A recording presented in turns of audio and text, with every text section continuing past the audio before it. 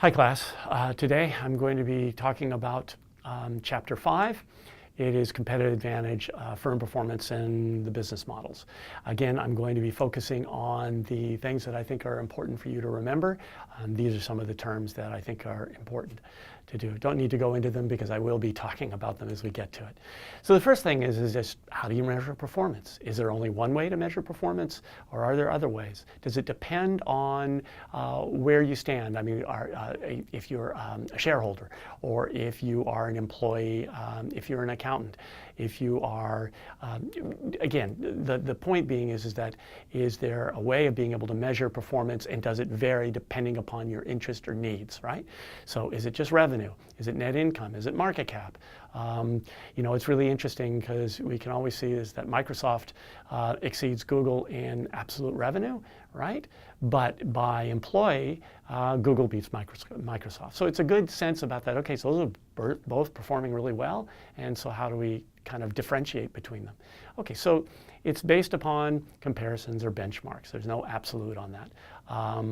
And it approaches, there are different ways to approach measuring performance. So I'm going to go through economic value, accounting profit, shareholder value, balanced scorecard, and triple bottom line.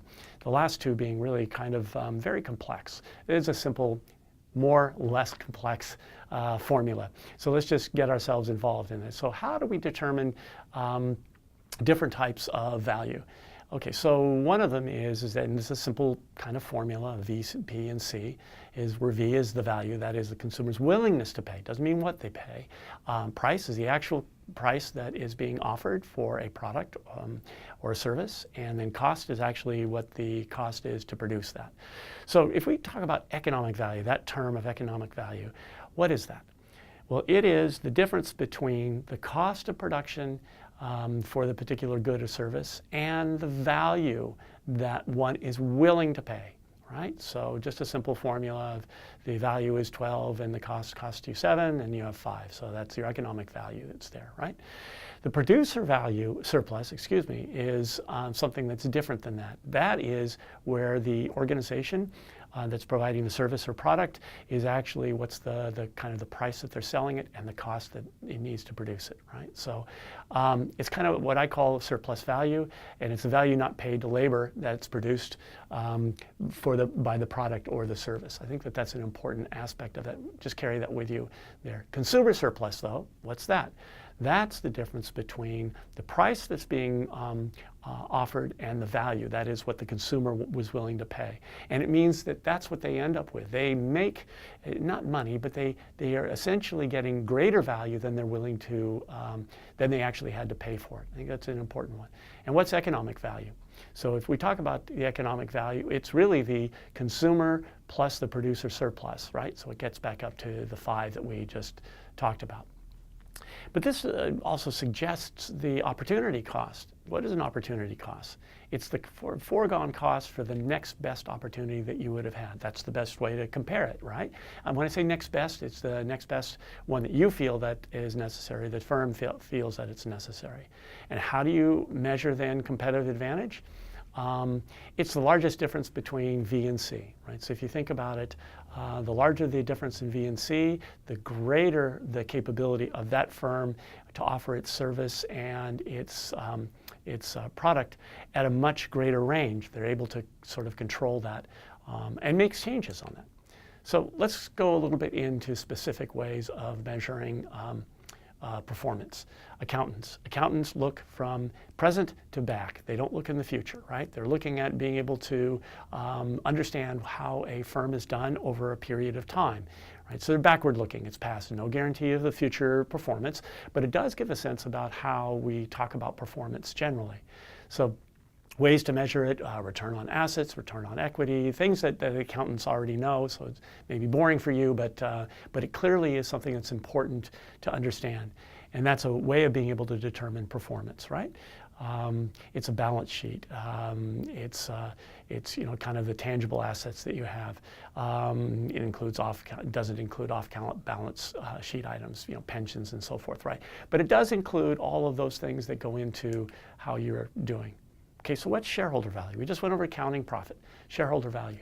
what is it they look at? Do they look at the past? Well, yeah, they do. But what they're really looking at is they're betting on the future. So betting on the future means that they need to understand what a firm is going to do in the future, what it is and how they're going to use their capital, their ability to look at dividends and appreciation. These are things that give a sense about the future, the sense about the capability. Clearly, it's important that a firm has done well in the past, but it's not the only thing that they need to look at. So they look at accounting value and so forth. But it's one that they're looking at the future and the capabilities of that to do that. Stock value can rise and fall based on investor expectations, and companies' growth can be reduced stock value if it underperforms by the investors' expectations, right? They didn't meet the 50% return on investment that they were expecting, and all of a sudden they think that the firm is not doing as well, even though perhaps it's doing it 45%. Balanced scorecard. That's a really interesting one. What does it really mean? Is it more along the lines like an index fund? People that are familiar with index funds, is kind of it's the average that you would expect overall with the return on your investment. But it's essentially some type of balance between kind of the accounting side of things. It's what the value is that the company itself creates, its core competencies. It's the ability to not just look at any one particular measure, but a whole bunch of measures that give a balance to the firm in its products or its services. And it's important on that part of it because it's not necessarily looking at the highest profit return, but it's looking at how the company itself can operate and function given all of a number of different measures that are there. The final one is triple bottom line. Now, the graphic here is really important, and it's a very difficult one actually to define. It's hard when I sort of talk to students about, they are having it in this class and they talk about sustainability and its kind of measure of, the profit balanced against the kind of people or social side balanced against the kind of the ecosystem or the environmental side. And the whole notion of this Venn diagram is that it meets, where in the middle it has some sustainable capability of a firm and so forth. So how do you get to this point? How do you measure? How do you weigh social issues with profit? It's very easy on the financial side quantitatively to measure profit, right? You measure it by money that comes in. But how do you then measure things that have an impact that your company creates, let's say with a carbon footprint? Do we have values for that? No, we don't have values for that. Some people have tried to internalize the costs on that, but that's a pretty hard thing to do.